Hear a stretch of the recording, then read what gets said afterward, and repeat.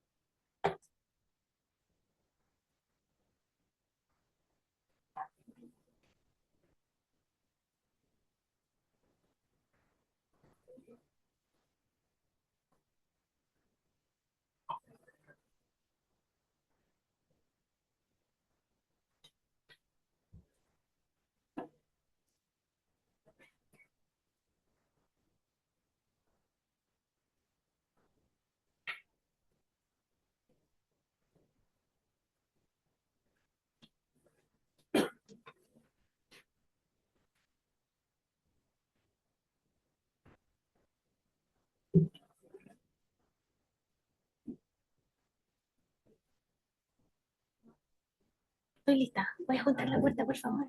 Gracias.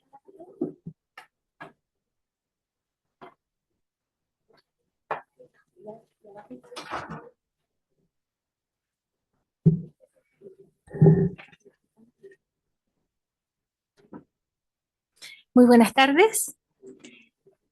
Estamos en la sesión de las 15 horas del tercer Congreso Chileno en Derecho y Tecnología. Y en el Auditorio Alessandri vamos a conversar sobre biometría. Y para ello entonces tengo aquí a los panelistas de esta tarde. Cada uno va a tener 15 minutos de exposición. Todos van a ir consecutivamente haciendo su exposición y después vamos a tener un espacio de preguntas. Por tanto, corresponde presentar a Priscila Salinas. Ella es de la Universidad Central, estudiante de Derecho y Humanidades de la Universidad Central. El título de su ponencia es Biometría sin ley, el uso de datos biométricos en sistemas de identificación digital y su impacto en la privacidad y en la justicia en Chile. Adelante. Muy buenas tardes, ¿se escuchan? Ya. En primer lugar, quería agradecer a la organización de este congreso y a la Universidad de Chile por brindarnos el espacio para poder hacer esta reflexión académica sobre las problemáticas jurídicas contemporáneas vinculadas con el desarrollo tecnológico y de los derechos fundamentales. Mi nombre, como ya dijo, la moderadora es Priscila Salinas. Actualmente soy egresada de la carrera de Derecho y me encuentro preparando el examen de grado. La presentación que voy a entregarles el día de hoy fue el proyecto de investigación de tesis que entregué en julio del año pasado. Por ende tiene un desfase considerable de lo que es de investigación, pero igual al final les voy a hacer un alcance de las actualizaciones que hay a partir de 2026. Biometría sin ley, el uso de datos biométricos en sistemas de identificación digital y su impacto en la privacidad y la justicia en Chile. Esta investigación surge a partir de la implementación progresiva del sistema ABIS en Chile y las interrogantes jurídicas y constitucionales que ello genera, particularmente considerando que el uso de tecnologías biométricas por parte del Estado avanzado con mayor rapidez que la regulación destinada a controlarla, se abre un objetivo principal que es de la investigación, que fue analizar las consecuencias jurídicas y constitucionales derivadas del uso de sistemas biométricos a partir especialmente con respecto a la privacidad, la autodeterminación informática, el debido proceso y la legalidad de la prueba.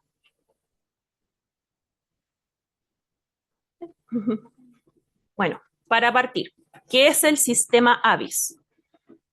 Brevemente les voy a explicar que ABIS corresponde a automático, sistema de identificación biométrico automático, como su sigla en inglés sería Automatic Biometric Identification System, en donde es un sistema automatizado de identificación biométrica que reconoce a personas mediante características físicas únicas, tales como lo son la huella dactilar, el reconocimiento facial, el iris y los patrones de la voz. Su funcionamiento consiste en capturar la información biométrica y compararla automáticamente con bases de datos institucionales con la finalidad de verificar identidades, detectar antecedentes, facilitar investigaciones o reforzar controles fronterizos y migratorios.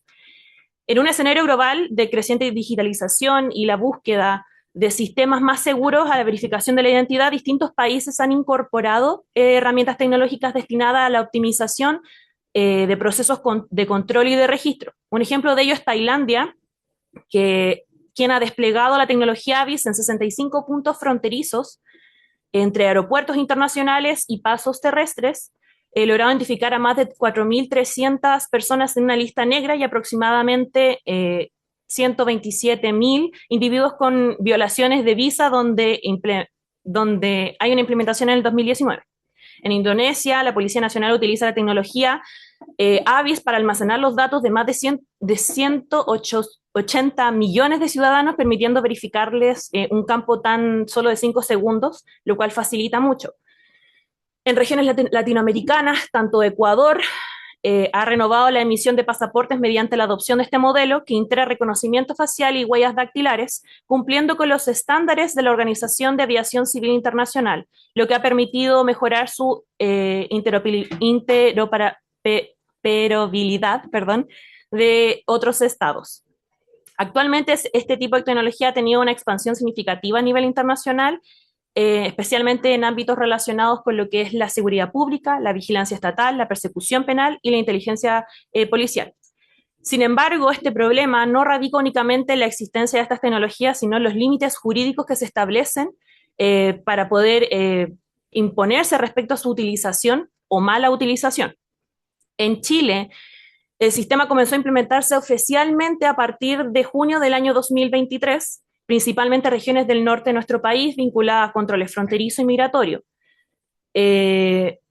Fue solicitado mediante una licitación pública en 2022 con una inversión de 6.300 millones de pesos y fue entregado a Policía de Investigaciones de Chile en agosto de 2024. Cuando el Gobierno Regional Metropolitano de Santiago, junto con la Policía de Investigaciones, presentaron licitaciones públicas para la adquisición de este sistema. Fue adjudicado por la empresa francesa IDEMIA, uno de los líderes mundiales en la solución de identificación métrica, y la tarea de proveer y operar los sistemas por un monto superior a 4.900 millones de pesos chilenos. La implementación de esta tecnología produjo inicialmente desde la política pública, tecnológica y administrativa. Primero se incorporó la herramienta antes de generar una discusión jurídica. Y precisamente ahí aparece uno de los principales problemas que aborda la investigación, que es la distancia existente entre el avance tecnológico estatal y la capacidad de regular el derecho. Y ahí nace el problema jurídico central. ¿Qué consecuencias jurídicas y constitucionales genera la implementación del sistema ABIS en Chile sin una regulación plenamente operativa sobre el tratamiento de los datos biométricos?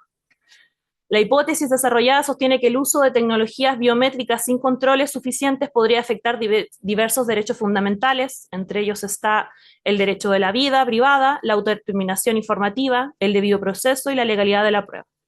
Además, los datos biométricos presentan una característica especialmente delicada, no es como, por ejemplo, una contraseña que nos olvidemos, que podamos cambiar porque se nos extravió. Eh, no puede modificarse y si son utilizados indebidamente o si son objeto de una filtración. Por ello, el problema jurídico no se limita únicamente al almacenamiento de la información personal, sino al nivel de control que tiene el Estado sobre estos datos personales. En este sentido, el sistema biométrico sin una base legal clara podría implicar una grave afectación a lo que son los derechos fundamentales consagrados tanto en la Constitución como en los tratados internacionales que presentamos. El derecho a la vida, consagrado en el artículo 19, numeral 4 de la Constitución Política, garantizando la protección de esferas íntimas en persona, y lo cual incluye una identidad biométrica como rasgo altamente sensible y no replicable. En el marco normativo chileno, actualmente nos encontramos vigente con la ley 19.628, la cual habla sobre la protección de la vida privada. Está vigente a partir del año 1999, pero como ya sabemos, a partir del auge tecnológico que hubo en el 2020, queda realmente obsoleta a las necesidades que tenemos actualmente.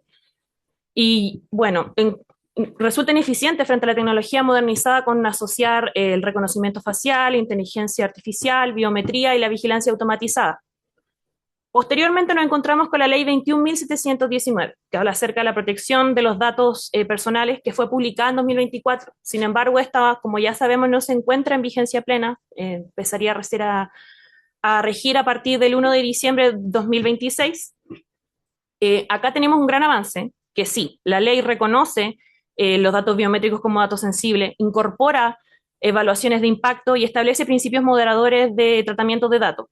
Crea la figura de la Agencia de Protección de Datos Personales, pero el problema acá radica acerca de qué pasa con la fiscalización de la Agencia de la Protección de Datos Personales. No hay una fiscalización, no sabemos si es que va a haber una fiscalización efectiva, va a haber una transparencia institucional, si es que va a haber capacidades técnicas o mecanismos concretos del control estatal. Siguiente. El uso judicial y los riesgos procesales, bueno, en los casos de ya evidencia empírica del vacío legal que podemos reconocer, son ejemplos que abordé dentro de la investigación muy someramente, pero que quería llegar a mostrar. Por ejemplo, con el caso Sebastián Monsalve, imputado por desórdenes públicos tras haber sido identificado mediante imágenes captadas por cámara de metro de Santiago. Dichas imágenes fueron analizadas mediante un sistema de reconocimiento facial sin la existencia de una orden judicial ni el consentimiento del afectado. Si bien no se confirmó que se haya utilizado el sistema ABIS, en esa oportunidad el caso abrió una discusión ya relevante sobre el uso de tecnología biométrica en espacios públicos y su integración como prueba sin un control judicial previo, como es el caso de la diputada Carol Cariola, cuya voz fue grabada y utilizada como parte de una investigación sin autorización previa, aunque la evidencia también no se sostuvo mediante un sistema ABIS, se inscribe dentro de la expansión sostenida de las herramientas tecnológicas orientadas a la vigilancia, como el análisis de una voz o el reconocimiento facial o el escaneo biométrico en investigaciones penales, sin una legislación que defina cómo la claridad de los límites que se pueden establecer. Actualmente existen vacíos bastante importantes acerca de qué pasa con la cadena de custodia, la transabilidad en evidencia digital, la validad técnica, la transparencia algorítmica y la legalidad de la obtención de la evidencia. Los derechos fundamentales que se encuentran en tensión, entre ellos se encuentran la vida privada, la protección de datos personales, la igualdad ante la ley y la libertad frente a la vigilancia estatal excesiva. Esta situación genera un escenario que ha sido descrito por varios autores como una zona gris probatoria, en el cual el uso de evidencias tecnológicas se posiciona fuera de los márgenes normativos vigentes. En este contexto, la Fiscalía puede utilizar datos biométricos de origen incierto o no controlados sin que los tribunales cuenten con los parámetros normativos claros para determinar su legalidad o exclusión conforme a los principios de la proporcionalidad. Cabe destacar que por lo menos el sistema ABIS del cual estoy hablando tiende a tener a nivel internacional bastante problemas con la existencia de discriminación algorítmica que pueden haber. Tiene problemas con el reconocimiento facial en mujeres, en personas racializadas, en migrantes, y en consecuencia el problema no es únicamente técnico, sino que también ya llega a ser ético, constitucional, político y democrático. porque finalmente lo que se encuentra en discusión es la capacidad que tiene el Estado para recopilar, analizar y utilizar la información biométrica de manera masiva dentro de la sociedad democrática. Caso Aadhaar en India.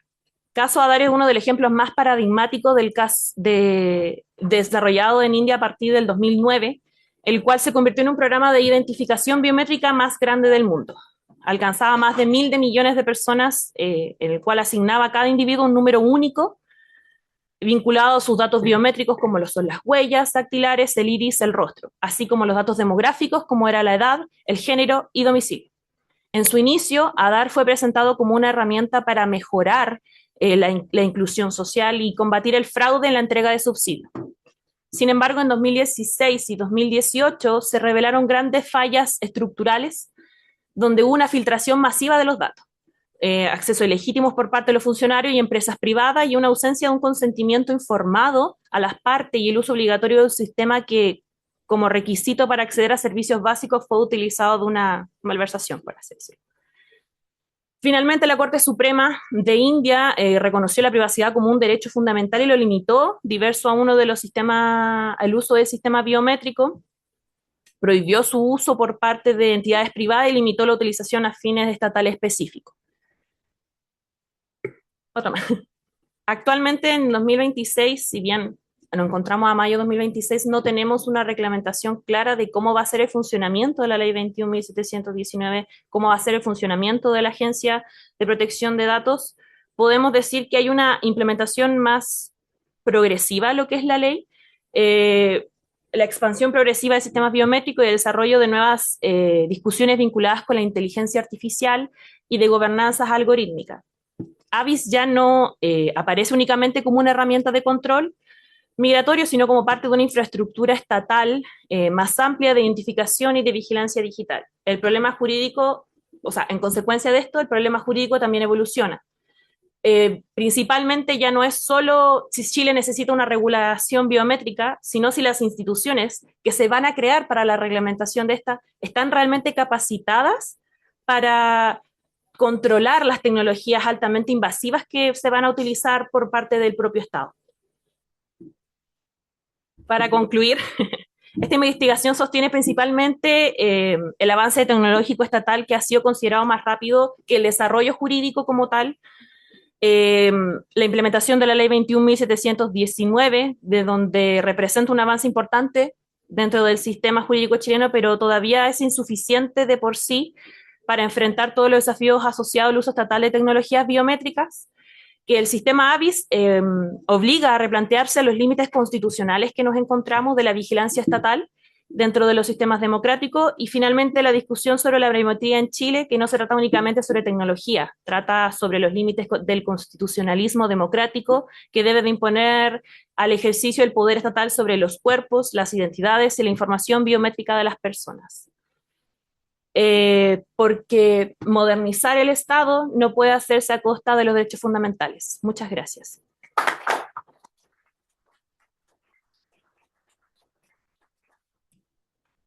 Excelente presentación en el tiempo, maravilloso.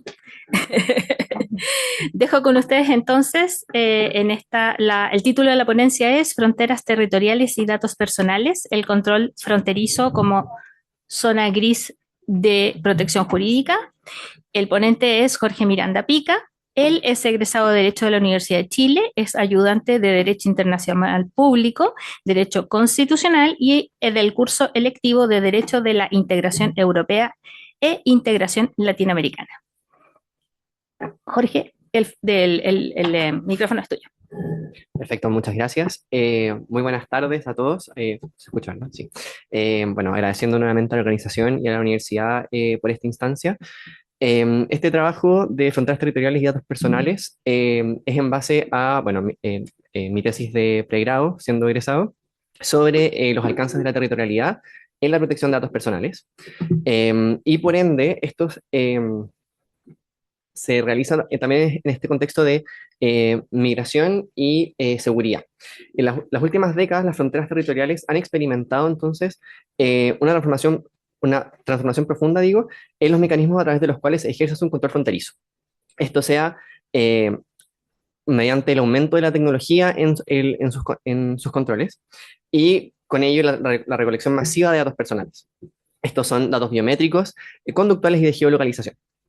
En este escenario, entonces, la recolección de datos personales pone en juego tanto las potestades soberanas del Estado con la protección de los datos fundamentales de las personas. Eh, Esta tensión, entonces, acentúa esta relación asimétrica y nos permite poder como razonar si es que los individuos tienen la posibilidad de poder oponerse a esta recolección de datos o si es que solamente deben cederlos. Para este análisis realizaríamos un estudio de los marcos regulatorios, tanto de la Unión Europea, por su importante influencia en la protección de datos personales, como los marcos de Estados Unidos y China por su importancia global, y también un paralelo con lo que es la legislación chilena.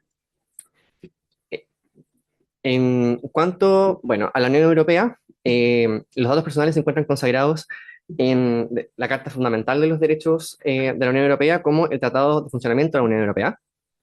En una regulación más específica tenemos el Reglamento General de Protección de Datos, el cual entonces le otorga varios derechos al individuo, tanto de oposición como de transparencia, rectificación, etcétera. Y este genera entonces, tiene un enfoque claro en lo que es la protección de los datos del individuo. A diferencia de posteriormente Estados Unidos, que si bien no presenta una ley federal para la regulación de los datos personales, los estados han visto la necesidad de promulgar diversas leyes para esta protección. Hoy en día son California y Virginia quienes han liderado la influencia e inspiración para estas normas. Y actualmente también se encuentra en discusión el Secure Data Act, que pretende establecer una ley federal para poder regular la materia de protección. En cuanto a China, los datos personales se encuentran regulados en el Personal Information Protection Law, con una directa vinculación con el Cyber Security Law y el Data Security Law. Estas tres normas en su conjunto establecen los datos personales como un recurso estatal estratégico. Varios de sus artículos, tanto en cuanto a la evaluación de seguridad nacional como la clasificación de los datos, establecen entonces que ellos son de relevancia importante y jurídica para el Estado. Finalmente, en el caso chileno, como se mencionó anteriormente, las leyes que regulan la protección de datos personales son actualmente la protección de la vida privada, como la nueva ley de datos personales que, bueno, entra en vigencia a finales de este año.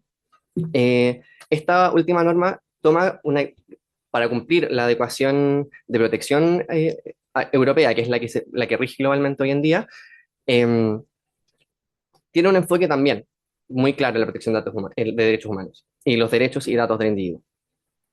Sin embargo, estos cuatro marcos regulatorios tienen en común que presentan excepciones a la protección de datos por razones de seguridad nacional, tanto en los artículos específicos de los derechos del interesado, como también diversos artículos que limiten o establezcan excepciones a la seguridad nacional, señalan que estos derechos de oposición, de rectificación a la recolección de datos y tratamiento de los datos personales, se va a ver entonces limitada netamente por el interés de la nación, por seguridad nacional o el interés público.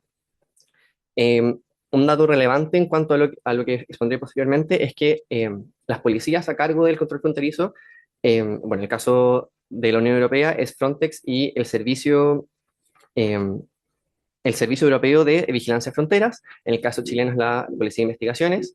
En el caso de Estados Unidos es el Customs Border Support. Y en el caso de China es el National Immigration Administration.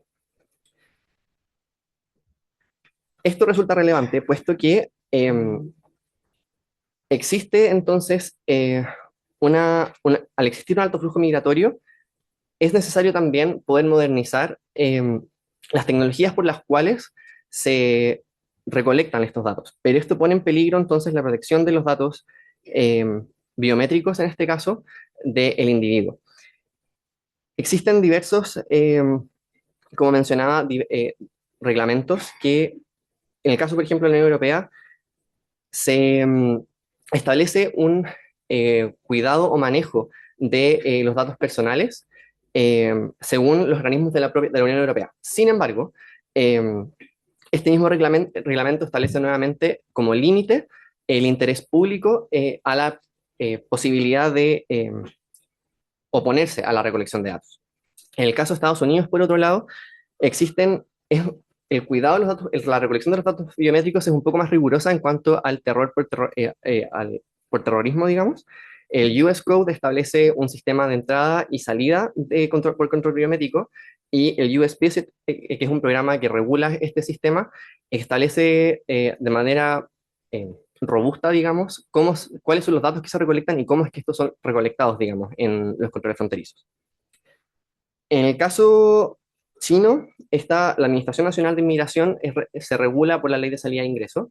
Este año y el año pasado, el 2025, se implementó una nueva forma de ingreso al Estado que corresponde al permiso electrónico, perdón, de áreas de administración fronteriza, que le permite a extranjeros ingresar por un pasaporte electrónico, y en el caso de los residentes se habilitaron nuevos puntos de control de reconocimiento facial y biométrico que también se extiende a extranjeros que visitan frecuentemente China para poder optimizar y automatizar, digamos, su ingreso al país. En el caso chileno, este control se realiza por, como mencionaba, la Policía de Investigaciones. Si bien no hay una regulación clara en cuanto a cómo se tratan estos datos biométricos, cómo se recolectan y de qué forma se realizan, sí se establece en la Ley Orgánica de la Policía de Investigaciones que para poder cumplir con su función de control fronterizo, deben entonces utilizar dispositivos o medios tecnológicos idóneos para el tratamiento de los datos, y en este caso se incluye expresamente el tratamiento de datos biométricos. Esto pone en juego bastantes puntos. En primer lugar, la transparencia de la forma en la que los datos son tratados, recolectados y almacenados. En el caso de la Unión Europea, existe una claridad en que son, si no me equivoco, 5 años en cuanto al almacenamiento de estos datos. En el caso de Estados Unidos, depende el sistema, se rigen por el sistema de Systems of Record Notices, que dependerá de los antecedentes del individuo, el tiempo por el cual estos datos van a ser almacenados por el Customs Borders Protection. En el caso chino, los datos recolectados en las fronteras terminan siendo agregados a un interés de crédito social, en el cual los datos terminan perteneciendo al Estado por razones de seguridad nacional. Y esto pone entonces en duda cuáles son realmente los derechos de transparencia e información que tienen los individuos al momento de ingresar a los determinados estados. No existe realmente, por el nivel de información, del tipo de información que se trata y se almacena, una información sencilla o fácil para personas realmente que tal vez no manejan tanto la materia de datos personales. Por ende, la forma de poder tener conocimiento de cómo estos son tratados y almacenados debe ser por interés de la persona que ingresa al Estado, y realmente tampoco existe una gran disposición en general de estos marcos regulatorios para que esta información sea de acceso fácil. En cuanto a la extensión del control fronterizo, por esta recolección de datos biométricos, quienes se ven más vulnerados son las personas migrantes. Esto debido a la intersección de factores políticos, sociales y jurídicos al momento de ingreso a estos estados. El migrante se enfrenta entonces a esta recolección de datos biométricos y a un algoritmo de perfilamiento sin un real conocimiento de a qué se va a someter. Por ende, entra esta zona gris jurídica, por cuanto no tiene realmente las formas de poder oponerse a la recolección o a la rectificación y acceso a los datos que son tratados y cómo estos son almacenados. En cuanto al consentimiento, también existe un amplio cuestionamiento a esto, por cuanto los individuos no tienen una real capacidad de decisión de cuáles son los datos que pretenden otorgar o cómo o la forma de decir, de optar por otras formas de ingreso al país. Hoy en día se ha optimizado por este acceso eficiente y automatizado por reconocimiento facial y datos biométricos, eliminando de cierta forma el ingreso tradicional con controles con agentes policiales en las fronteras, dándole y limitando entonces a las personas migrantes esta opción de optar por esta forma tradicional, pudiendo generar posibles dudas y cuestionamientos a sospechas por crímenes o migración irregular, entre otros. finalmente, em, a lo largo de este trabajo de investigación en relación a mi tesis, pude notar que efectivamente los marcos regulatorios en cuestión ponen sobre la mesa una discusión importante en cuanto a si es que la seguridad nacional debe primar por sobre la protección de los datos del individuo, o si es que existe alguna forma de buscar entonces un consenso en establecer el control por seguridad nacional, pero a la vez permitirle a quien ingrese al país o salga de este una forma de control de los datos que está entregando, digamos. Y para ello, entonces, es necesario que establezcamos un estándar eh, general e internacional en cuanto a la transparencia, la proporcionalidad y el control efectivo en la digitalización de las fronteras actuales. Muchas gracias.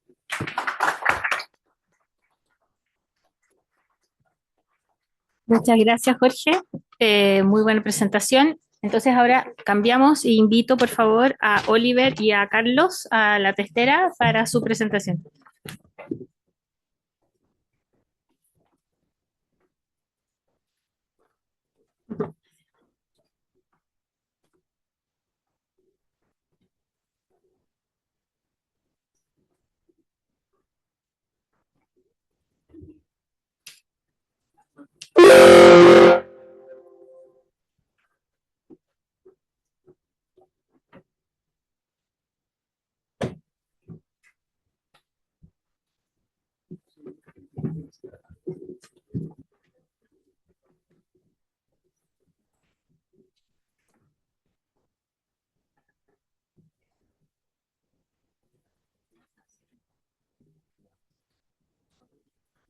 Sí. Bueno, están todos despiertos porque sabemos que esta hora es difícil mantenerse, así que espero que la biometría los motive lo suficiente. Así que seguimos. Tengo que decir que Jorge Miranda tiene 3 minutos de abono porque terminó antes, lo cual se agradece también en términos de agilidad. Y entonces los invito a escuchar la ponencia Análisis crítico de la aplicación del juicio y necesidad de proporcionalidad en el uso de datos biométricos en actividades de reconocimiento facial, en particular el análisis del caso AENA de 2025. Entonces presento a Oliver Ortiz Quiero, abogado de la Universidad de Chile, diplomado en datos personales y en Derecho Público Económico de la misma universidad y certificado como profesional de privacidad en CIPP/E por la International Association of Privacy Professionals, IAPP. Actualmente se desempeña como Senior Manager y líder del área de intangibles, data y technology de Deloitte Legal Chile. Adelante, Oliver. Súper. Muchas gracias, gracias a todos. Gracias a la organización también por establecer este espacio de debate y un lujo también compartir con los ponentes. Quiero contarles un poco del caso AENA, el caso altamente de alta connotación pública en el año 2025. Se dice que es como una de las sanciones más altas que ha establecido la Agencia Española de Protección de Datos, gran referente para nosotros también para lo que va a ser la futura Agencia de Protección de Datos Personales de Chile, en la cual se sancionó a AENA, una entidad dedicada a controlar, ¿cierto?, el paso de personas, de pasajeros y también autenticarlos en distintos puntos en aeropuertos. Se gestiona la seguridad y la autenticación en distintos aeropuertos de España y también del mundo, y que finalmente resultó sancionada con una multa de 10 millones de euros el año pasado, por lo cual alcanzó gran connotación pública. El caso se remonta a 2023, muy brevemente, en el cual la Fundación Éticas Data Society demanda a AENA por realizar tratamientos de reconocimiento facial en el proyecto piloto en el aeropuerto Prat en Barcelona, estableciendo que la finalidad indicada AENA era básicamente garantizar la seguridad en procesos de paso, estableciendo filtros de seguridad en procesos de embarque y en el embarcamiento en cada uno de los gates del aeropuerto. Y argumentando también establecer mayores niveles de eficacia. uno de los grandes puntos acá controvertidos es que efectivamente AENA poseía una base de licitud. Ya los que dedicamos un poco a este tema, siempre decimos, bueno, lo importante es que tenga que amparar el tratamiento. ¿Cuál es tu base? Y ellos tenían efectivamente una base de licitud que era el consentimiento. Ellos adquirían el consentimiento de las personas que iban moviéndose a través del aeropuerto y establecieron este sistema en el cual viene a reemplazar el sistema de inspección visual antiguo, en el cual simplemente entra una persona con su pasaporte, se verifica y pasa, y reemplazándolo por un nuevo sistema en el cual se establecía que la cámara reconocía los puntos geométricos de la cara de una persona, lo cual se guardaba en una plantilla biométrica, la cual se guardaba en una base biométrica, y después se realizaba un análisis de todos los parámetros biométricos y todas las identidades que tenía guardada la organización. Al respecto, lo que dice AENA es, mira, acá nosotros tenemos una finalidad doble, mejorar la seguridad en los filtros de seguridad, mejorar la experiencia del usuario en el tránsito por el aeropuerto, disminuir las aglomeraciones, suena bastante legítimo, suena como una muy buena intención, ¿ya? Por otro lado dice, mira, esto también es voluntario, así que no debiera ser mayor problema y además hay medios alternativos. Si alguien quiere que le inspeccionen el pasaporte, el documento identificativo, lo puede hacer todavía. El punto es que, claro, había un incentivo, una cierta presión indirecta sobre las personas porque había una fila que avanzaba mucho más rápido que era la que se movía con sistemas de biometría.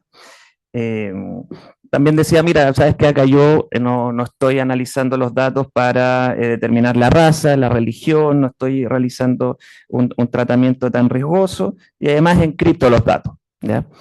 Como si esa fuera, digamos, completamente suficiente. Y vuelve a indicar que tienen consentimiento. Bueno, la EPD dice, bueno, mira, acá tú tienes que recordar que el Reglamento General de Protección de Datos indica, ¿cierto? En el artículo 35, el GDPR indica que tú tienes que realizar evaluación de impacto. Y efectivamente la hiciste. Algo curioso acá es de que la AENA realizó una evaluación de impacto en la protección de datos. Lo que critica acá la agencia es que la evaluación de impacto podría traducirse, no lo dice así, pero podría traducirse una evaluación de impacto más de papel, porque no tiene los documentos y los análisis sustantivos para cumplir con la jurisprudencia, lo que había establecido la jurisprudencia constitucional europea respecto a la necesidad de que las empresas tienen que superar un triple test de idoneidad, de necesariedad y de proporcionalidad en el tratamiento. En ese sentido, establece también además la agencia española, mira, tú estás diciendo de que quieres generar mayor seguridad, quieres, digamos, evitar las aglomeraciones, pero la verdad es que distingue la agencia entre una finalidad real y la finalidad declarada. Dice, mira, la finalidad real es identificar unívocamente a los pasajeros. Y aparentemente destaca también que las motivaciones de AENA vendrían siendo un poco más económicas, en el sentido que finalmente en sus últimos considerandos destaca que al realizar esta biometría está ahorrando en empleados, está ahorrando económicamente, está obteniendo solamente eficiencias de forma unívoca de la misma organización, pero sin realizar los test necesarios que ha establecido la doctrina. Ahí avanzamos un poco. La siguiente. ¿Y cuáles son estos test? Bueno, sin querer demorarnos mucho más, los test son el test de idoneidad. Idoneidad, la pregunta, lo que se hace acá, la jurisprudencia europea, lo han establecido las distintas guías del Comité Europeo de la Protección de Datos, también la guía de evaluación de impacto en la protección de datos de la Agencia Española de Protección de Datos y la guía también de la Agencia Española respecto al reconocimiento facial para registros de entrada en temas laborales. El principio es la idoneidad, es el tratamiento biométrico adecuado para alcanzar el fin declarado. En este caso la Agencia Española dice sí, o sea, no voy a negar de que sí es idóneo, tú querías hacer algo más eficiente y algo más rápido, evitar atuchamiento, sí se cumple. Lo que no se cumple es la necesariedad y la proporcionalidad, porque la necesariedad, lo que me hace la pregunta es el segundo subprincipio, ¿existen alternativas menos intrusivas, pero igualmente eficaces. La verdad es que revisando todos los antecedentes que había proporcionado AENA, se da cuenta la agencia española que en ningún momento supera ese test. Y luego tampoco se hace la pregunta de forma extensiva, si bien menciona distintas cosas, menciona que la defensa menciona que la evaluación tenía más de 70 páginas, 15 capítulos, que había realizado un esfuerzo extenuante por muchos meses realizando la evaluación de impacto. Sí, pero la verdad es que lo que dice la agencia es, pero tampoco evaluaste la proporcionalidad en sentido estricto. No realizaste un balancing test entre cuáles son las ventajas para las personas, para los titulares de derechos fundamentales, ¿cierto? Para los derechos y libertades de las personas, cuáles son las ventajas y cuáles serían los principales riesgos, y esos riesgos cómo los va a superar. Esto tiene también la contrapartida que precisamente AENA había hecho algunas consultas, el GDPR establece, ¿cierto?, la posibilidad de realizar consultas para tener certeza jurídica de ciertos actos, y AENA había realizado esas consultas y en esas consultas había arrojado el resultado que su evaluación de impacto era insuficiente. Sin embargo, al parecer, esto no fue corregido en actos posteriores de la organización. A mayor abundamiento, y esto es sumamente relevante también para nuestro país, considerando que no tenemos una tradición jurídica en temas de datos personales, no tan grande como la europea. Sí, tenemos esta ley nueva que recién va a entrar en vigencia en diciembre de 2026, recién han podido ver ahí seguramente en el Congreso, ¿cierto? Que se está debatiendo quiénes van a ser los consejeros. No tenemos toda la tradición jurídica hacia atrás y por lo mismo es necesario que se establezcan ciertos criterios mínimos por la agencia para poder entender cómo se deben cumplir estos parámetros y estos principios. Recogiendo algunas de las cosas que dijo la agencia española, es que una de las cosas que se debe evaluar es qué tipo de tratamiento y qué tipo de tecnología se está utilizando. La agencia española distingue entre qué es lo de identificación y qué es lo que es autenticación, una distinción muy relevante que sería una de las recomendaciones que hace esta ponencia también, que debiera considerar a futuro para tratamientos biométricos la agencia chilena de protección de datos, en el sentido que lo que indica es en la identificación. Lo que yo estoy haciendo es un análisis de 1 sobre varios, 1 sobre n. Es decir, tú insertas tu imagen y yo la contrasto contra un universo muy amplio de otros datos que tengo guardados.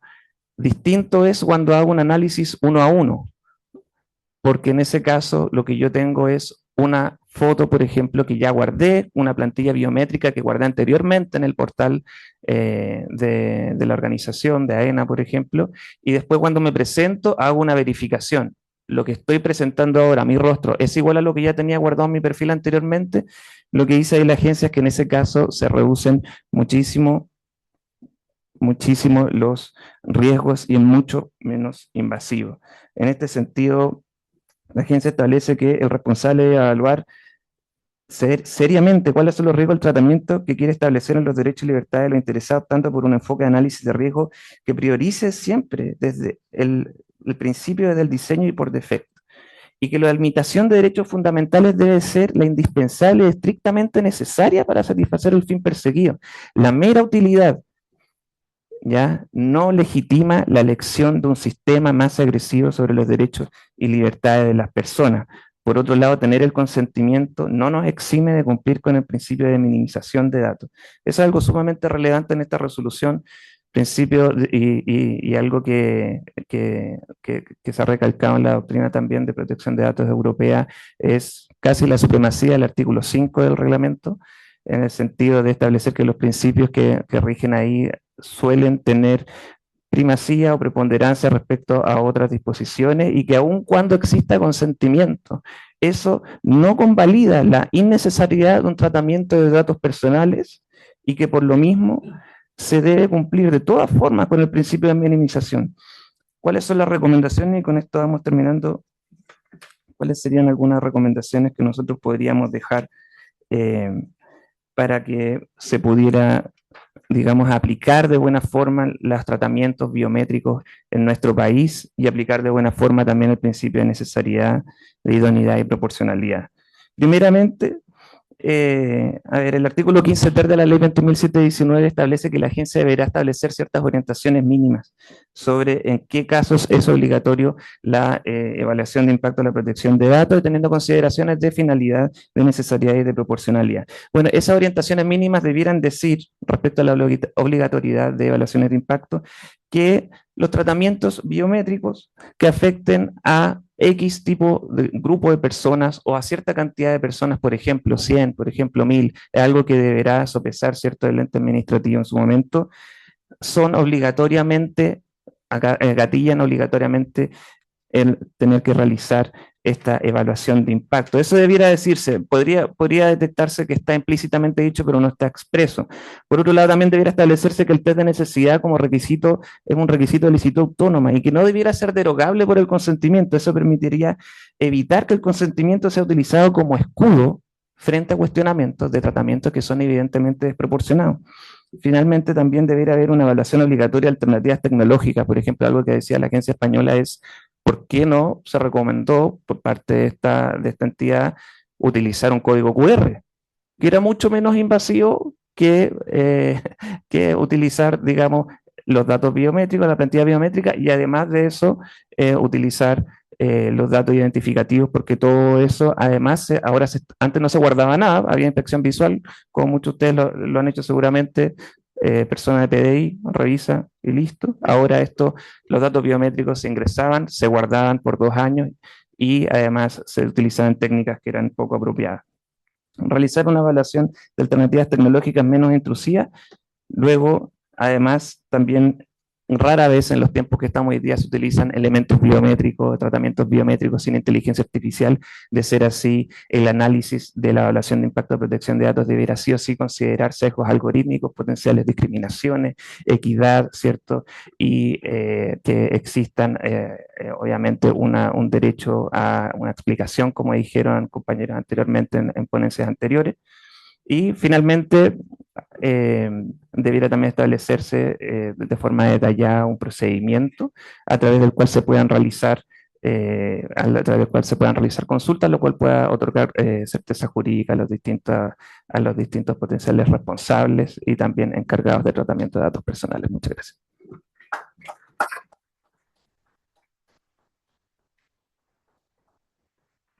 Excelente, muchas gracias, Oliver. Próxima presentación, Robinson Crusoe en Marte. Hablemos sobre IA y seguridad pública. Nuestro ponente es el doctor Carlos Reuser, doctor en Derecho por la Universidad de Salamanca, magíster en Derecho Constitucional por la Pontificia Universidad Católica de Chile y licenciado en Ciencias Jurídicas y Sociales por la Universidad de Chile. Es profesor de Derecho de la Información en la Universidad Alberto Hurtado y de Derecho Procesal en la Universidad San Sebastián. Carlos, el micrófono es tuyo. Muchas gracias, Margarita. Por supuesto, parto para agradecer a los organizadores. ¿Por qué? Porque siempre se agradece a los organizadores. No. Construir, levantar un congreso es muy difícil. Hay cuestiones de logística, cuestiones de recursos económicos, tiempos que tienen que coincidir y pelear con la vanidad de los profesores. También es parte de la organización del congreso. El 2004 fue uno de los coorganizadores del Congreso Iberoamericano de Derecho y Tecnologías acá, y en ese momento contamos con el gentil auspicio de Nick Chile. Han pasado 20 años y a veces uno como que le ofende un poco el pudor cuando tus estudiantes te dicen, uy, yo no había nacido. Y entonces uno se siente anciano y decrépito. Pero no es el tema de hoy de ese el que los vamos a hablar, sino La de buena otro noticia es que la tecnología nos convoca. Vale. Y los tiempos que han pasado. Y las ganas que tenemos. Bueno, yo sería feliz si tuviera canas ya a esta altura de la vida. Bueno, no quise decir otra cosa.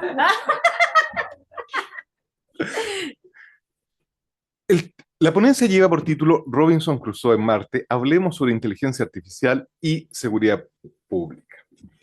Quiero empezar entonces contándoles sobre una película, pero la película es malísima, espero que no la vean nunca. Es tan mala que ya nadie la recuerda y sin embargo es profética en alguna de sus dimensiones. En el año 1964 se estrenó Robinson Crusoe en Marte, La premisa es exactamente la que ustedes imaginan. Un astronauta cae en Marte y debe sobrevivir a los Robinson Crusoe en, bueno, no en una isla, en un planeta, digamos. Es ciencia ficción de bajo presupuesto, hay algunas escenas que envejecieron mal y otras que envejecieron peor todavía. Pero hay un momento que no envejeció. Al final de la película, el protagonista es detectado a distancia.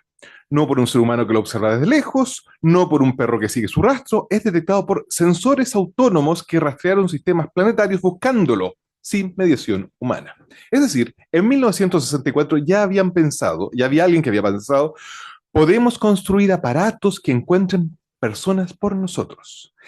El filósofo italiano Luciano Floridi recuperó esta imagen para decir algo que conviene anotar. A veces la ficción funciona como un ensayo general de los problemas éticos y jurídicos que más tarde se vuelven reales.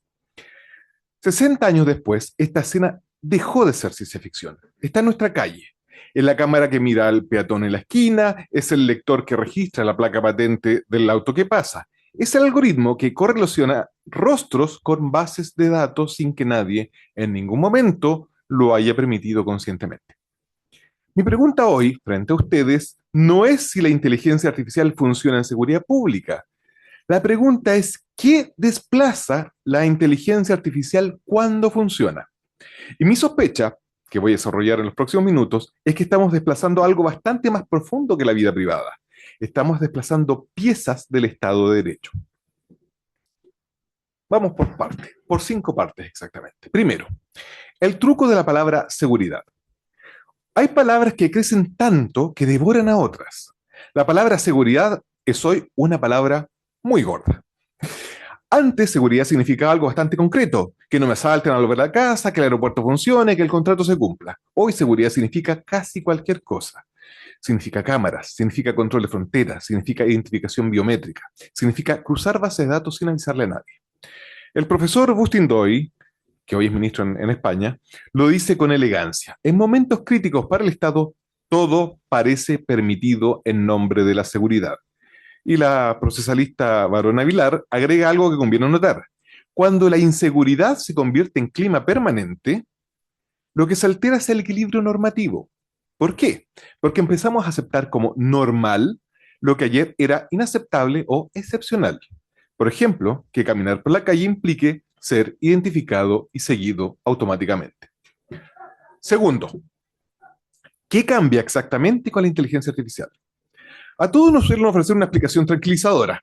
La inteligencia artificial abre el camino al futuro y ahora podemos hacer más cosas, se puede trabajar con más datos, más velocidad y más posibilidades. Pero es mentira. No es más de lo mismo más rápido. Zygmunt Bauman dijo que el viejo panóptico que Bentham, esa torre de la cual un guardia vigilaba a muchos, ese es el panóptico, no había muerto, había mutado, había adquirido musculatura electrónica. Yo estoy seguro que se quedó corto, porque todavía supone que hay alguien mirando. Lo que actualmente estamos teniendo en seguridad pública no es eso. Lo actual es un panóptico absoluto. Nadie nos mira, pero nos procesan, nos registran. Y el procesamiento no tiene cansancio, no tiene parpadeo, no se distrae para tomar café. Es una mirada sin ojos y sin olvido. El guardia humano olvidaba, la base de datos no. El guardia humano se aburría, la base de datos no. El guardia humano alguna vez dudaba. Las bases de datos nunca dudan. Tercero, la palabra más peligrosa del debate de estos temas no es vigilancia, es eficiencia. Eficiencia suena impecable, suena moderno, suena técnico, suena además neutral. ¿Quién podría ponerse la eficiencia? Pero el procesalista brasileño Méndez de Almeida Jr. lo dejó dicho con claridad. Las formalidades de los procedimientos no son burocracia, sino que son la realización práctica de las garantías constitucionales. Cuando alguien diga, esto demora demasiado, esto es papeleo, esto se podría automatizar, es legítimo preguntarse, ¿qué garantía constitucional vamos a sacrificar exactamente para ganar 10 minutos? ¿Hay presunción de inocencia cuando nos sigue y vigila un dron sin autorización judicial? ¿Existe libertad de movimiento cuando las autopistas transmiten nuestra ubicación en tiempo real a agentes del Estado? A través de los servicios de empresas tecnológicas, desde luego. Porque eso es lo que está en juego. La eficiencia algorítmica no es gratis, se paga. Y casi siempre se paga con la moneda más cara, la posibilidad de contradecir, de impugnar, de comprender lo que está pasando. Una alerta algorítmica se convierte en una sospecha. Una sospecha se convierte en una medida intrusiva. Y una medida intrusiva se ampara en una lógica de funcionamiento social que nadie está explicando del todo. Eso no es eficiencia. Eso es opacidad con buenas relaciones públicas. Cuarto, la inversión probatoria que casi nadie nombra. Pregúntense esto. En el derecho penal clásico, ¿quién tiene que probar qué? El Estado tiene que probar la responsabilidad de las personas. El ciudadano se presumía inocente.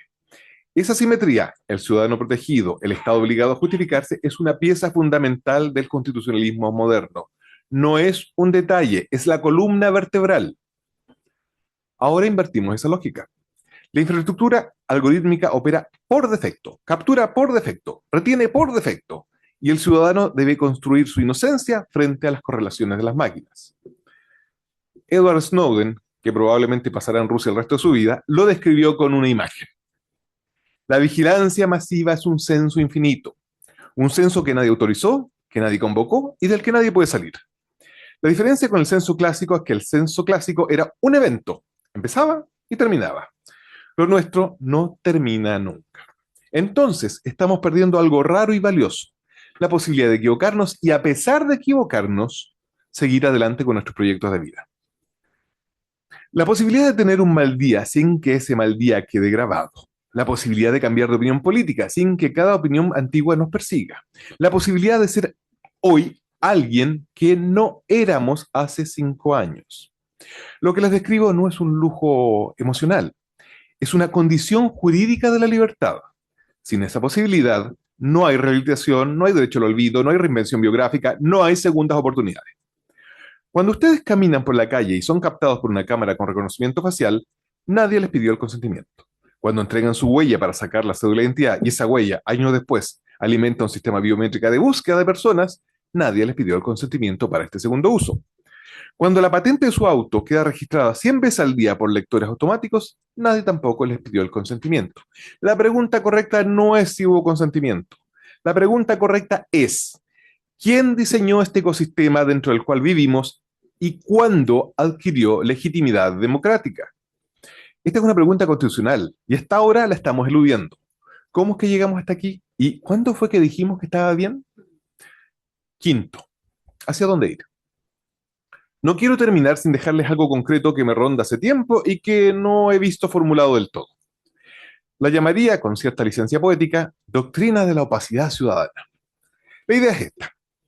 Igual que el Estado tiene reserva de información en algunos ámbitos, secreto establecido por ley, seguridad nacional, el ciudadano debería tener un derecho análogo, un derecho a no ser legible por defecto, un derecho a que la opacidad sea la regla y la transparencia personal sea la excepción que el Estado tiene que justificar caso a caso. Hoy es al revés. Hoy somos transparentes por arquitectura y opacos por excepción. Para finalizar, vuelvo a Robinson Crusoe, volvemos a Marte. Hay una dimensión simbólica que conviene apreciar. En la novela de Defoe, el héroe se aparta de la civilización, por las razones que sean, y la civilización olvida que existe. Robinson, durante años, no es legible. Nadie lo busca, nadie lo encuentra, nadie sabe dónde está. Esa ilegibilidad es trágica, sí, pero también es una forma de libertad. En la versión cinematográfica ya no es así. En Marte lo encuentran. En Marte la civilización lo persigue a un lugar remoto del sistema solar. La civilización ahora no olvida. Y aquí está el detalle que quería compartirles. Ese Marte es nuestra sociedad. No porque hayamos llegado al espacio, sino porque la posibilidad de no ser encontrado, la posibilidad de moverse sin dejar rastro, la posibilidad de existir sin ser registrado, se está extinguiendo.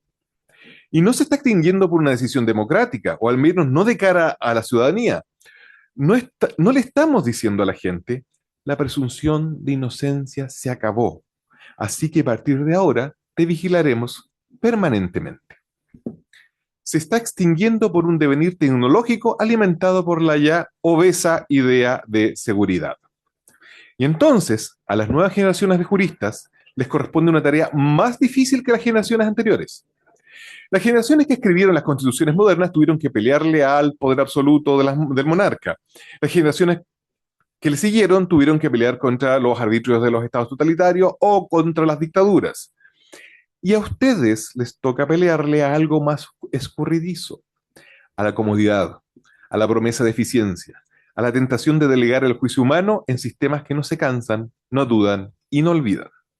Es una pelea bastante menos heroica y justamente por eso más complicada, porque el adversario no tiene cara y además usamos sus herramientas. Si esta ponencia les deja algo, espero que sea una sola idea. No todo lo técnicamente posible es jurídicamente admisible.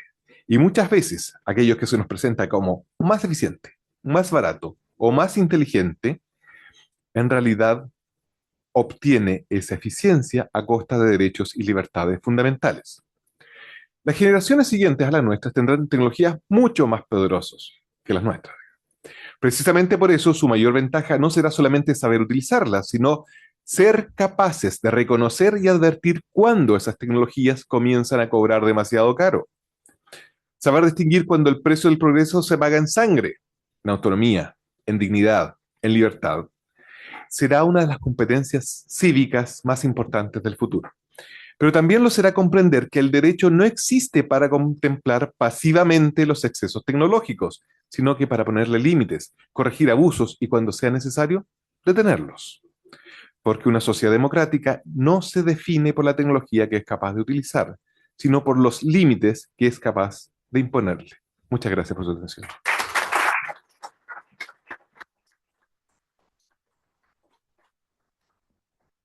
Muchas gracias, Carlos. Bueno, yo creo que voy a tener que ver de nuevo Robinson Crusoe en Marte. No. No, excelente, muchas gracias. Bueno, yo tengo las neuronas chasconas después de haberlos escuchado a todos ustedes, así que lo que quiero hacer es invitar a todos los panelistas acá a la testera para que iniciemos la ronda de preguntas. ¿Les parece? Y por ahora vayan levantando su mano. Ahí tenemos un regio modelo que va a pasar con el micrófono para recoger las preguntas. ¿Se abren ahora? Yo llegué Sí, bueno, si no se abre de que sentar la espalda uno con otro. muy bien. Probando.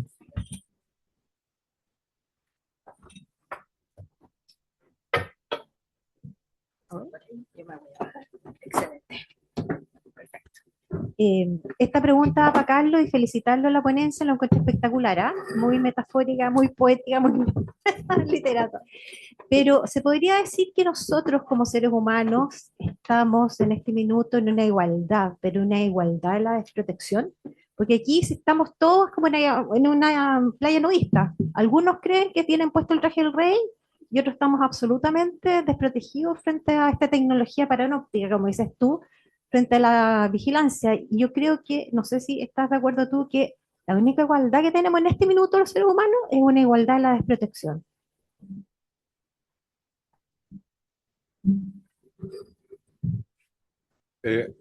¿Contesto inmediatamente? Sí, yo creo, así Vale. es más ágil. Dale. Ahí así, antes que se me olvide de qué iba esto. Los 50 años cobran su precio, digamos. A ver, no es cierto que todos estemos protegidos en la desigualdad, por así decirlo, o estemos igualados en la desigualdad. De hecho, las investigaciones sobre inteligencia artificial han demostrado que hay grupos, por ejemplo, hay una muy famosa que descubrió, mire, cuando la inteligencia artificial se equivoca en el reconocimiento de gente y le aplica algún tipo de medida, usualmente esta investigación se refería a mujeres de color, por ejemplo. Así que el drama con la inteligencia artificial no es que tenga sesgo, es que a veces los sesgos sobreviven mucho tiempo.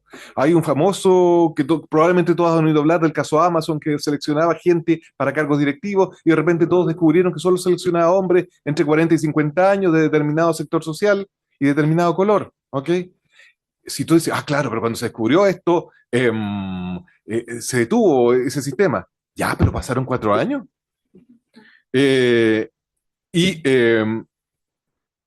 También el caso de las mujeres en las cuales por alguna razón también la inteligencia artificial marca en forma específica a mujeres de color, también es un tema que nos revela que en realidad que incluso en la desprotección hay gente más desigual que otras. ¿Más preguntas?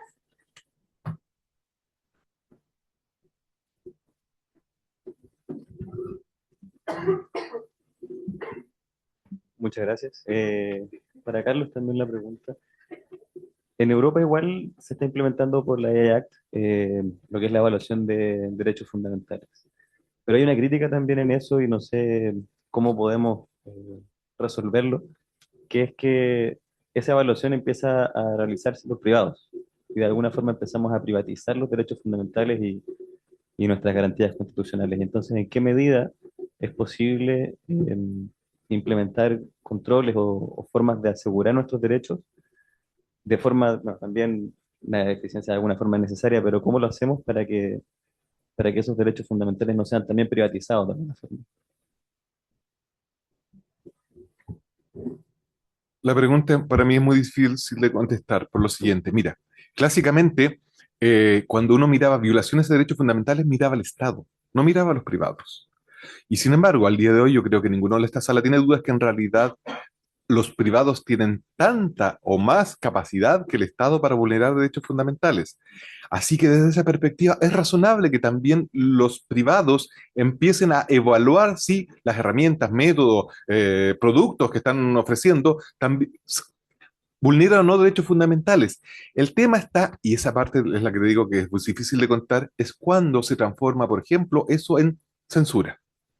Lo vemos desde hace mucho tiempo en lo que hacía, sigue haciendo YouTube, en que en algún momento se le ocurre que algo es vulneratorio de derechos y en realidad no, bueno, lo que están censurando porque es un plagio en realidad es una creación original mía. O sea, esas cuestiones están pasando. Y la verdad, sea dicha, no tengo idea cómo poner algún tipo de límite a la actividad de los privados, entendiendo que también ese tipo de evaluaciones, vulnero o no los derechos, es una cuestión que tienen que hacer. Excelente. ¿Alguien del panel quiere complementar de alguna manera esa pregunta? ¿No? Ok, seguimos. ¿Alguna otra pregunta? Por ahí al fondo.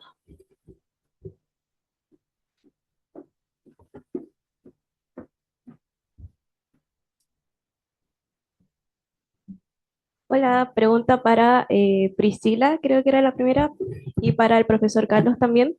Em, Como un poco de contexto, existe esta plataforma que se llama CIPIA, el Sistema Integrado de Teleprotección con Inteligencia Artificial, que bueno, en el último tiempo ha tenido una muy buena, un muy buen desarrollo por su parte de CIPIA Patentes, que es la identificación de autos robados, pero también ha tenido otro desarrollo que es relacionado con el tema que se está hablando hoy, con el reconocimiento biométrico tanto para las personas prófugas de la justicia como para las personas en general desaparecidas o extraviadas. La pregunta es, ¿cómo consideran ustedes que cambia quizás la ponderación de derechos ya no cuando se trata de personas prófugas de la justicia, pero sí con personas extraviadas? Y desde su perspectiva, si consideran que es una buena iniciativa o una mala iniciativa, claramente obviando la falta de regulación en el medio. Bueno, bueno, por lo menos por mi parte, tengo una opinión bastante dividida con respecto a ese tema. De hecho, con varias ponencias que he visto a lo largo del día, se ha preguntado exactamente lo mismo acerca de si las herramientas que se están presentando son realmente buenas y son necesarias sin llegar a sobrepasar lo que son los derechos fundamentales, por lo menos de lo que estamos exponiendo. Y yo considero que el tema de tener un almacenamiento, una base de datos donde tengamos todos una distinción, por ejemplo, como para el tema de las personas desaparecidas, es una buena implementación siempre y cuando se haga una limitación de quién mantiene esta base de datos, cuáles son las limitaciones que tiene para poder publicarlas, para cuánto tiempo se mantienen, porque como lo dijo el profesor, las personas cambian, no sé, por ejemplo, 5 años atrás, 5 ahora, o es lo que la otra vez estábamos discutiendo, por ejemplo, yo con una profesora acerca de qué pasa con el tema de las huellas digitales que mantiene el registro civil. ¿Cuándo dimos el acceso para que eso estuviera dentro de circulamiento o qué tanto acceso tienen otras personas acerca de eso? Considero yo, por lo menos en una opinión personal, que es muy indispensable tener perdón, una base de datos porque como decimos, la inteligencia artificial facilita ese tipo de cosas, ese tipo de hallazgos, pero si no hay limitación, una regulación acerca de quiénes manejan, quién fiscaliza, termina perdiéndose en lo mismo, o sea, en la desaparición de los derechos que al final tenemos nosotros. Eso. Carlos, ¿algún complemento? Yo soy el abogado de Citia. Así que la pregunta me pone en aprietos. A ver, solo voy a decir lo siguiente. Sí, es cierto que se fijó como objetivo que Citia fuera un mecanismo que permitiera buscar vehículos con encargo de búsqueda, personas perdidas, personas prófugos de la justicia. Las últimas dos, la búsqueda de personas, no se está haciendo. Más bien por cuestiones de presupuesto que por otras cuestiones, digamos. Ahora, yo me he encargado de que siempre actuemos como responsables de tratamiento y nunca como responsables de datos, ¿ya? En el sentido de, ¿quién tiene la competencia para buscar vehículos? Carabineros. Ok. Nosotros construimos la infraestructura necesaria para que Carabineros pueda buscar vehículos, pero no es el Ministerio de Seguridad Pública el encargado de andarlos buscando. Y cuando se lleve esto más adelante y se busque efectivamente personas, también lo que vamos a ir a buscar es quién tiene la competencia legal para buscar prófugos de la justicia, a buscar personas desaparecidas. Y entonces Citia seguirá usándose, en lo que a mí se refiere, como una herramienta de otros, no como un sistema de búsqueda de un ministerio. Muchas gracias. ¿Alguna otra pregunta? Por allá. Lo primero es agradecer las presentaciones que fueron bastante claras y lo segundo es remitir hacer la consulta respecto del uso de los datos biométricos en temas financieros y bancarios, sobre todo con el avance tan brutal que está ocurriendo en estos tiempos, ya que, por ejemplo, en China se utiliza el iris, ya sea a alto nivel financiero sobre todo, para poder acceder a ciertas cuentas bancarias. Y acá, por ejemplo, en Chile, yo recuerdo que hace unos años la gente ocupaba o escaneaba iris básicamente gratis y después eso quiere decir que va a tener acceso directo a la banca en caso de que algún día acá en Chile se llegue a hacer así. Entonces, ¿cómo entienden ustedes esa proyección y qué resguardo habría que tomar? Gracias. ¿Alguno que quiera contestar?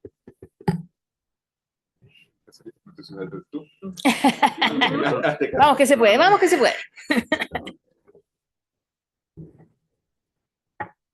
Gracias por la pregunta. ¿Cuál es tu nombre?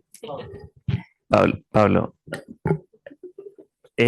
Principalmente, o sea, el tema que levanta es sumamente crucial, considerando que actualmente, o sea, prácticamente todos los prestadores de servicios bancarios están utilizando de alguna forma datos biométricos, huella, etcétera. El primer punto lo establece la misma ley. Cada vez que estamos ante tratamientos biométricos, debiera entenderse que estamos ante un tratamiento de alto riesgo y debería sí o sí realizarse una evaluación de impacto. Entonces, una de las primeras recomendaciones que hacíamos acá es, debiera establecerse que ese tipo de evaluaciones, incluyendo y estableciendo específicamente, la agencia debiera establecer pautas para indicar que ese es un tratamiento de alto riesgo y debiera documentar cuáles son los elementos de mitigación para, digamos, paliar los potenciales riesgos derivados de ese tratamiento. Ese tratamiento, si es que digamos, cumple con el principio esto es mi opinión, de idoneidad, necesariedad, proporcionalidad y es realizado conforme a la ley, no necesariamente es ilegal, digamos, pero sí requiere, y también lo decía ahí la agencia española, de acuerdo a lo que les mencionaba, sí requiere un detenimiento, un análisis sosegado en profundidad de cuáles son las verdaderas implicancias y sí debiera aplicarse con un principio restrictivo. Hoy día estamos hablando, y ahí también lo hablaba un poco Carlos también, cómo llegamos a este punto en que en ese momento dijimos que sí. Me uno a esa declaración, digamos, y sí va a requerir un examen cuidadoso por parte de la autoridad pero también va a requerir que nosotros como ciudadanos también podamos, y las organizaciones como responsables de datos, poder determinar cuáles son los tratamientos que son responsables, cuáles son lícitos, cuáles son ilícitos. WorldCoin ha sido sancionado ya en hartos países, digamos, por el tratamiento del iris. No sé si sigue operando en Chile, si alguien sabe. Pero hasta hace poco estaban ahí en escuela militar tomando el iris en algunos malls. Claro. Exacto. Entonces, ese es un tratamiento, o sea, ¿cuál es la necesidad de hacerlo o la proporcionalidad, ¿cierto? Me parece que no se cumplen ahí los estándares, están esos estándares legales. No necesariamente todo tratamiento biométrico es ilícito, pero de nuevo, son elementos que establecen restricciones de derechos fundamentales que merecen una documentación y evaluación profunda y detallada. Yo querría agregar algo que me llama profundamente la atención en la cultura chilena respecto, y las personas en general, no hay una percepción del valor del dato. Entonces, en el fondo, yo veía este Word, como dices tú, esta gente que estaba ahí capturando iris a diestra y siniestra, y entonces yo decía, a ver, esta gente, porque, no sé, les abonaban no sé qué cosa, porque al final el dato tiene un precio. Entonces, lo que me llamaba profundamente la atención es que las personas en general no entienden que ahí hay un valor. ¿Te fijas? Y en actos más cotidianos. Esto es biometría, pero incluso si vas al supermercado, la cajera o el sistema automático siempre te pide el root primero. Y hay pocas personas que se resisten, digamos, a la ansiedad de, no, sabe que no le voy a dar el root. ¿Te fijas?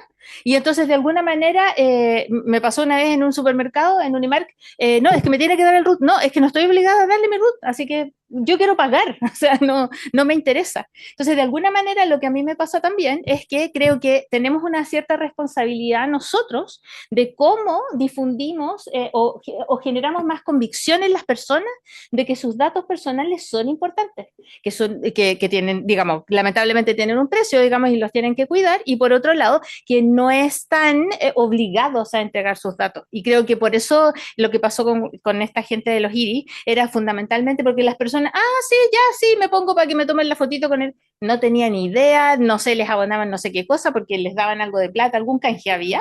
Y entonces, bueno, creo que ahí, sí, exactamente, criptomonedas, justamente. Entonces, como mayor ignorancia tanto de lo que les iban a pagar y desde la perspectiva también de lo que estaban entregando. Nota de la moderadora. ¿Alguna otra pregunta? A ver, ahí, allá al fondo y allá, por favor. Todas para Carlos. Te amamos, Carlos. Mi pregunta es para Oliver. Primero, felicitaciones, que la presentación estuvo muy clara, muy buena. No he tenido la oportunidad de leer el caso, por lo que no sé si tienes en mente, si es que para este caso que no hubo concordancia entre el fin declarado y el fin real, si es que tienes en mente alguna solución alternativa que sí pueda ser, por decirlo así, eficiente y también implique seguridad. Porque igual estamos hablando de un aeropuerto que yo creo que es como el lugar que más crítico que exista realmente seguridad. ¿Cuál es tu nombre? Julián. Julián, gracias, Julián. Sí, ahí la doctrina y la jurisprudencia también europea ha sido clara que existen medidas menos intrusivas. Creo que ahí la solución es también y esto es una recomendación también para la futura agencia, también vamos a tener que entender de tecnología también, si queremos hablar de derecho y tecnología. Y también vamos a tener que entender ahí cuál es el efecto de las distintas tecnologías, y ahí una recomendación es que se utilice sistemas de biometría que se basen en análisis uno a uno, lo que mencionábamos delante, versus uno a varios, es decir, sistemas que permitan almacenar o que yo mismo pueda almacenar mi foto en mi propio dispositivo. Esa es una de las soluciones que se establecen en la doctrina, y al mismo tiempo siempre utilizar medidas técnicas y organizativas, encriptación. No es suficiente la encriptación, pero sí una de las medidas para resguardar la seguridad de la información personal, y al mismo tiempo principalmente para poder resguardar esto también se utiliza mucho mencionaba antes, código QR es una solución, el código PIN, autenticación multifactor. Tú te podrías estar embarcando, ¿cierto? Y para autenticar que eres tú, que te llega un código de 4 dígitos y tú lo ingresas y pasa. También podría ser y no tuviste que entregar tu iris, la plantilla biométrica de los datos de tu rostro. Son algunas de las soluciones que se plantean. Muchas gracias. Había al fondo una pregunta y acá otra, por favor. Hola, yo soy Benjamín Barrientos. Ahí me llama un poco la atención del lado más técnico que no tanto jurídico, que es en mi área, pero cuando hablaron del tema de las herramientas de IA y ese tipo de cosas, yo estuve viendo que ustedes utilizan Windows y también utilizan Google. O sea, ustedes derivan todos sus servicios a un tercero que es como Microsoft, Google o cualquier otro especialista en ese. Pero no sé si ustedes sabían que ellos también lo utilizan a ustedes como forma de entrenar sus modelos. Por ejemplo, hace tiempo, no hace mucho realmente, salió el tema de que Google guarda un modelo de inteligencia local que después se guarda en cada navegador que se instala y eso se manda a la base de datos de Google. Lo que no se salió hace mucho tiempo fue que Microsoft también lo ha dicho explícitamente, utiliza a los usuarios para entrenar a su modelo de inteligencia artificial y lo ha dicho de manera local y de manera interna. Ha dicho, literalmente reemplazamos como al 40% de la plantilla para la creación de Microsoft. Por eso ha dado tantos problemas. Mi pregunta es como más reflexiva, pero también es, ¿qué solución plantean? ¿No utilizar programas de terceros? ¿Hacer cosas así como, no sé, un Linux sería como lo ideal? Pero viéndolo así muy graso, así tipo Estado, no creo que sea posible y ya está como tan instaurado todo la derivación de servicios de terceros grandes que ellos lo dicen explícitamente, lo utilizamos a ustedes como modelos para entrenar, así que no veo mucho, no sé, ¿qué reflexión me pueden dar? Una pregunta para todo el staff, o si es que alguno me quiere responder la pregunta. Eso. ¿Alguien toma el guante? Carlos. A mí me gustaría algo corto.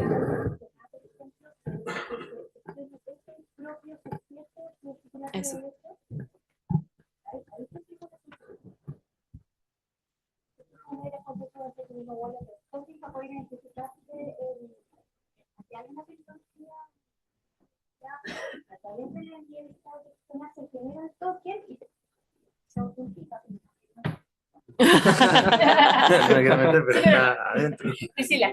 No, la verdad es súper rápido. Por ejemplo, con lo que empezó a pasar en un principio con Facebook, ¿se acuerdan cuando salió y todos decían, ay, qué entretenido, que es gratuito, que ya empezaron a salir el tema de las publicidades y al final de cuentas varias de estas aplicaciones que al final estaban suscritas a Facebook eran gratuitas y todos decían, qué genial una nueva tecnología en la que nos podamos encontrar a todos, donde nosotros voluntariamente colocábamos nuestros datos, nuestras locaciones, nuestros gustos y es lo que decía Mark Zuckerberg, o sea, si un producto es gratuito, tú eres el producto. Y al final de cuentas somos nosotros quienes estamos construyendo la inteligencia artificial. Yo creo que acá todos en la sala alguna vez han utilizado ChatGPT para preguntar algo, para redactar algún escrito, para poder redactar alguna investigación y al final de cuentas tú entrenas a la inteligencia artificial. Pero ¿qué sucede? Tú estás voluntariamente entregando este tipo de datos. Y acá es lo mismo que de lo que al final replanteaba todos los tipos de ponencias que hay. ¿Cuál es la limitación que se le pone a esa aplicación? ¿Cuál es la limitación que se le pone a esa base de almacenamiento? No es que sea malo tener una base de almacenamiento, no es que sea malo que haya un sistema que tenga todo ese tipo de datos. El tema es qué limitaciones tiene para su aplicación. Eso. Muchas gracias. Bueno, lo que quiero agregar también es en relación a otra red social que es el caso de TikTok. Hace inicios de año, si no me equivoco, dentro de las actualizaciones de los términos de las políticas de uso, digamos, creo que no sé si era solamente para el caso de Estados Unidos o era a uso global, la aplicación estaba comenzando a entrenarse para utilizar los datos propios, por ejemplo, que era la importancia, al menos de Estados Unidos, del control migratorio, del estado actual, digamos, de la persona migratoria, el idioma que hablaba, etcétera, entre otras como condiciones de la persona. Y esto, al ser, bueno, los términos y condiciones, en realidad creo que todos sabemos que son contratos de adhesión, por ende, el individuo que los usa no puede interferir o cambiar, digamos, estas cláusulas. Por ende, si uno no está de acuerdo con que estas condiciones se apliquen, no tiene que usar la aplicación realmente. El tema es que también hoy en día hubo otra actualización de la aplicación en que de manera automática utilizaba los videos que uno generaba para entrenar precisamente la inteligencia artificial que crea contenido y que haga a decisión de quien cree el usuario, que cree el contenido, de desactivar esta función, pero de manera individual por video. O sea, que cada video no fuese utilizado para este entrenamiento. Entonces, creo que resulta relevante que yo creo que las regulaciones en general o políticas públicas siempre a medida que se van realizando, siempre van quedando atrás, porque cuando se publica un reglamento siempre va a quedar desactualizado porque las tecnologías avanzan más rápido de lo que nosotros somos capaces de producir normas. Por ende, creo que debiésemos buscar una forma en que el usuario pueda tener un poco más de control o que se logre ceder de cierta forma, entender que el consentimiento es relevante, y para ello creo que realmente es necesario una cierta educación informática para los usuarios, que esa sea una política pública más relevante, digamos. Gracias. La última pregunta ya en el costado y empezamos a cerrar, chiquillos y chiquillas. Gracias. Esta pregunta es para Oliver y va con el tema de que dicen bueno, me queda claro que quedamos un poquito cortos con la nueva ley que va a entrar en vigor en diciembre del triple test de proporcionalidad, pero ¿será suficiente con los lineamientos que una agencia pueda dar en materia del tratamiento de datos biométricos y las medidas menos intrusivas para lograr un manejo más seguro? Te lo comento porque hay muchos casos en España y sobre todo, bueno, en Europa y sobre todo en España, que efectivamente han sancionado y que llegan a esa conclusión, que hay bases de licitud, pero que los modelos, incluso las cuestiones de compliance, muchas veces se construyen en favor de las mismas empresas o precisamente para obtener cuestiones económicas, pero no se centran en los derechos de los titulares, aunado, bueno, a todas las limitaciones que pueda haber precisamente para poder ejercitar estos derechos ARCO con todo esto de las inteligencias. O sea, ¿es suficiente el lineamiento de las agencias? Se requiere de un trabajo integral, o sea, políticas públicas, evidentemente el trabajo de la agencia.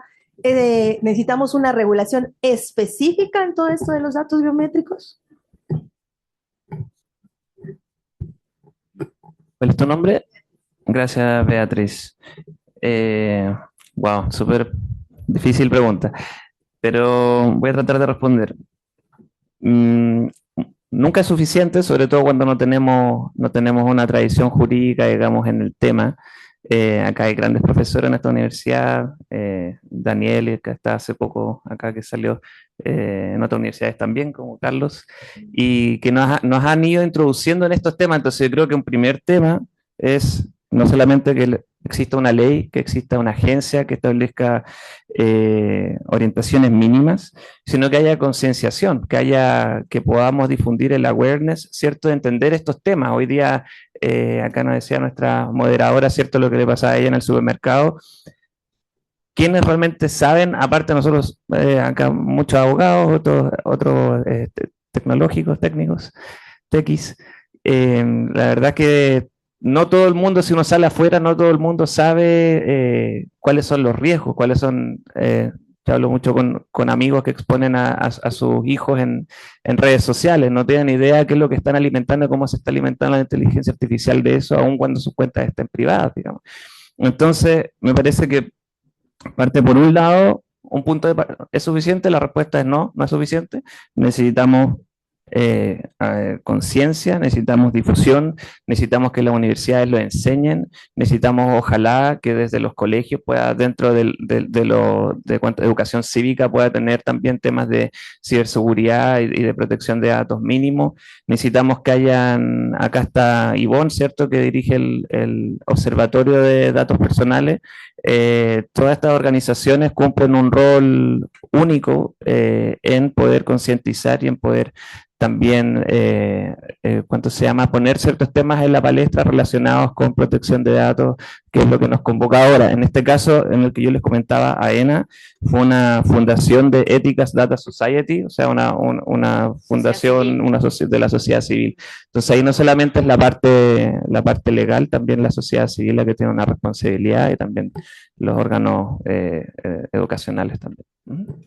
Muchas gracias. Yo, como moderadora, me voy a dar un lujo Y entonces lo que yo eché de menos, porque debo decir que yo leí todas sus presentaciones, me las estudié hoy día en la mañana, sí, furiosamente, porque estoy de galleta, ustedes lo saben, y lo que me pasó fue que hay algo que para mí es una banderita de lucha, que tiene que ver con la biometría para los efectos laborales. Es un dolor para mí es una piedra en el zapato, porque lamentablemente, bueno, estamos esperando la vigencia de la norma. Espero que en plenitud, digamos, de vigencia de la norma podamos tener de alguna manera algún límite, por así decirlo, en términos de cómo se va a regular, porque hasta aquí solamente está en términos administrativos, la Dirección del Trabajo, por ejemplo, la que ha hecho algunos dictámenes en términos de qué es lo que se puede y no se puede hacer. Y bueno, y para qué hablar del sector público. Aquí una humilde servidora de la Universidad de Chile, yo trabajo en la Universidad de Chile, de alguna manera hay absoluto silencio de cómo se va a producir, digamos, de partida, consentimiento ni que perro muerto. Segundo, dónde llega mi dato, cuánto tiempo lo van a tener, si me lo rectifican, etcétera, etcétera. Ya sabemos de esto, digamos, pero lo que a mí me pasa es que es un poco lo mismo que pasa en la caja del supermercado. O sea, de alguna manera los trabajadores en las empresas privadas están también sujetos, ¿no es cierto?, a esta asimetría, y me encanta esa palabra, del poder de decisión de la gestión de ese dato. Entonces, bueno, estoy frita, pues si en realidad la empresa para poder acceder a las oficinas, ¿no es cierto?, tiene un control biométrico, bueno, ¿cómo yo le voy a decir que no? En rigor puedo, pero la empresa está obligada a ofrecerme una alternativa. Entonces yo también creo que desde la perspectiva laboral, y solo dejo la pelota, digamos, para que nos vayamos con tarea para la casa, digamos, aquí está el talento, y entonces nosotros somos agentes de cambio en estas materias. Deberíamos también considerar qué es lo que va a pasar, digamos, con las personas en el tratamiento biométrico de sus datos en el aspecto laboral. Así que bueno, los dejo con tarea para la casa. Muchas gracias por estar aquí. Felices de sus contribuciones. Gracias al panel, me encantaron sus ponencias. Sigamos trabajando en estos temas. Y en lo que respecta al Congreso, los invito a el resto de las actividades del día. Va a haber un coffee break en la carpa de afuerita, así que por favor los dejo invitados y muchas gracias por su asistencia y por favor un aplauso para los panelistas. Muchas gracias.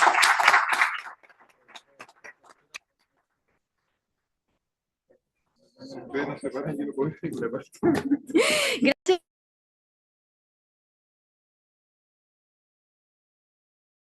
Muy buenas tardes, Renato. También tenemos con nosotros a Jessica Bárcenas. Ella es magíster, jefa de la carrera de Derecho de la Universidad Católica de Temuco. Muy buenas tardes. También nos acompañan Tomás Muñoz, Eliezer, y Carolina Riveros y Sergio Guíñez, ambos docentes de la Universidad de Talca. Muy buenas tardes. Cuando ellos terminen, ustedes suben al panel. Bueno, voy a dar paso entonces a la primera ponencia de Renato Sandoval.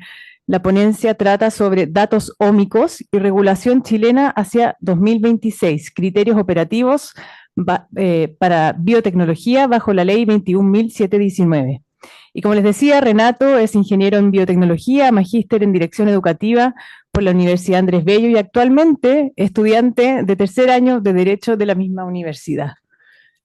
Su trayectoria se ha desarrollado en la intersección entre ciencia, educación y análisis jurídico, con especial énfasis e interés en la forma en